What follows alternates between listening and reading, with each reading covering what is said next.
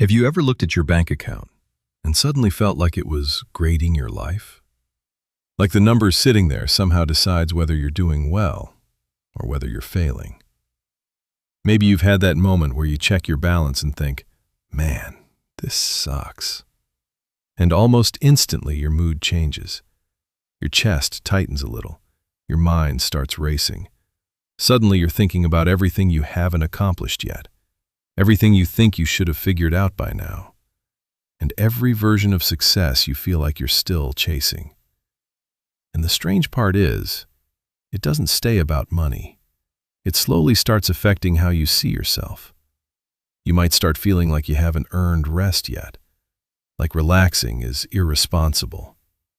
Like if you're not constantly working, fixing things, building something, or chasing the next opportunity, then you're somehow falling behind. Even doing something simple like playing a video game, watching a movie, or taking a nap can start to feel strange. Like you're breaking some invisible rule. And for some people, it goes even deeper than that. You might hesitate to reach out to friends, not because they did anything wrong, but because there's this quiet thought in the back of your mind that says, I'm not successful enough yet. I should figure my life out first. I don't want people to see where I'm at right now. So instead of connecting with people, you pull back. You isolate a little. And before you even realize what's happening, your bank account has quietly turned into a scoreboard for your identity. Your net worth starts feeling like your self-worth. But here's the thing most people never stop to question. Money was never meant to measure your value as a human being. Money is a lagging indicator. It reflects past systems, past opportunities, past timing, and past decisions. That's it. It doesn't measure your character. It doesn't measure your intelligence. It doesn't measure your kindness, creativity, or potential. If money truly measured the value of a human being, then some of the most loving, generous, hardworking people in the world would be considered worthless. Teachers would be low-value humans. Parents raising children would be failing. People helping their communities would be behind in life. And we all know deep down that's not how reality actually works. So why does this trap feel so powerful? A lot of it goes back to what we experienced growing up. Many of us grew up in homes where money carried a lot of emotional weight. Arguments about bills, stress about making ends meet. Moments where money determined whether things felt stable or uncertain. Over time, the brain quietly learns a rule. Money equals safety. So when your bank account feels low, your nervous system doesn't just see a number. It interprets it as danger. Your brain isn't calmly thinking, oh, this is just a temporary situation. Instead, it reacts like something is wrong. Like you're behind. Like you're failing. Like you need to fix everything immediately. And that pressure builds. But here's the strange irony of that pressure.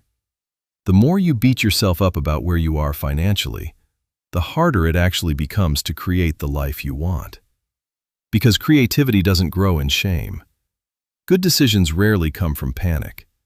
Opportunity tends to show up when your mind is open, curious, and relaxed, not when it's stuck in constant self-judgment. Trying to build your future while constantly attacking yourself in the present is like trying to drive a car with the emergency brake halfway pulled up. You can move forward, but everything feels harder than it needs to. And there's another illusion hiding inside this mindset. Most of the people who genuinely care about you are not secretly evaluating your net worth. They're not sitting there calculating whether you're successful enough to deserve their friendship. They remember how you make them laugh. They remember the conversations you've had. They remember the energy you bring when you're around.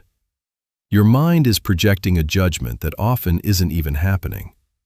And when we start isolating ourselves because we don't feel successful enough, we're following a rule that doesn't actually exist. So here's a healthier way to look at it. Instead of asking yourself, am I successful enough yet? Ask yourself something different. Am I building momentum?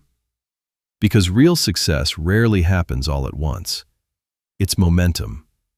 Momentum built through learning, through trying things, through failing sometimes and adjusting, through small improvements that compound over time. Your bank account might not reflect that momentum yet, but that doesn't mean the momentum isn't there. Progress often happens quietly before it becomes visible. And if you've ever felt emotional thinking about this, that's actually a good sign, because it means a deeper part of you already knows something important.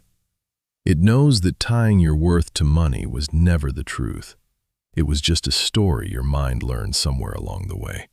And the moment you start questioning that story, you start taking your power back. Not by ignoring money, not by pretending finances don't matter, but by remembering something that was true long before money ever entered the conversation. Your value as a human being was never determined by a number, and it never will be.